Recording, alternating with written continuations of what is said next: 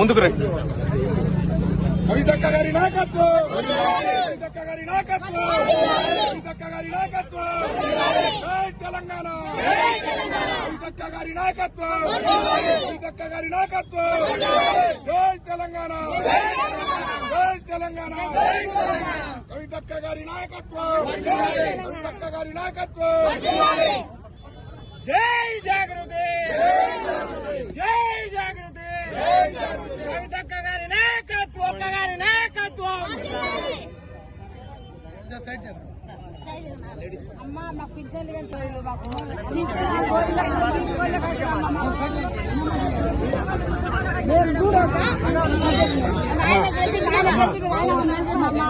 మమ్మల్ని మోహన్ చేసేవాడు, మోహన్ చేసేవాళ్ళని బీబీ గోళ్ళు సురుగులే కట్టమ్మా.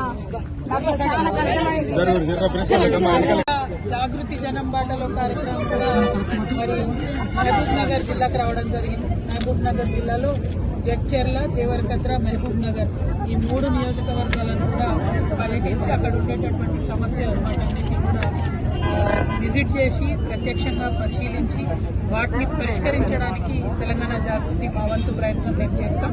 అల్టిమేట్ గా ప్రజల నుంచి ఇప్పుడు ఉండేటటువంటి సమస్యలు ఏంటివి, వాటిని ఎట్లా పరిష్కరించాలి అనేటటువంటి విషయాల మీద పోరాటం చేయదలుచుకున్నాం. దానికోసం ప్రజల మద్దతు కూడా కట్టడానికి ఇవాళ వస్తా ఉన్నాం.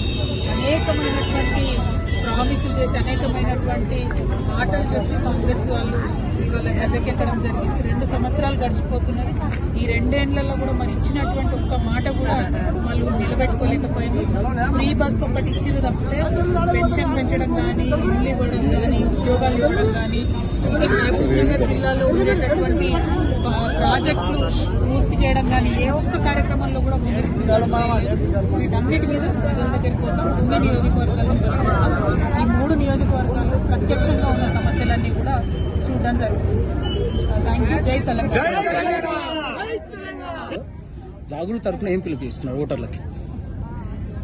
ఎన్నిక అనేది బై ఇన్సిడెంట్స్ వచ్చినటువంటి ఎన్నిక. అన్ఫార్చునేట్లీ గోపీనాథ్ నగర్ చనిపోయినప్పుడు వచ్చింది కాబట్టి ఆ విషయంలో తెలంగాణ జాగృతి ప్రమేయం లేదు, మాకు పాత్ర లేదు. జూబ్లీహిల్స్ ఎన్నికల్లో మాకు అవసరం లేదు. ఎందుకంటే జూబ్లీహిల్స్ ఎన్నికల్లో ఏ పార్టీ గెలిచినా ప్రజలకు వచ్చేది ఏం లేదు. అల్టిమేట్ గా ప్రజలకు కావాల్సినటువంటి కార్యక్రమాలు చేపించడానికి ప్రతి జిల్లాలో పర్యటన చేస్తూ ఉన్నాం. ఇక్కడ ఒత్తిడి పెంచడం ద్వారా ఇక్కడ పనులు పూర్తి చేస్తే ప్రజలకు లాభం అవుతుందని నమ్ముతున్నాం. జూబ్లీహిల్స్ ఎన్నికల్లో అదేమి స్టాండ్ లేదు. Thank you.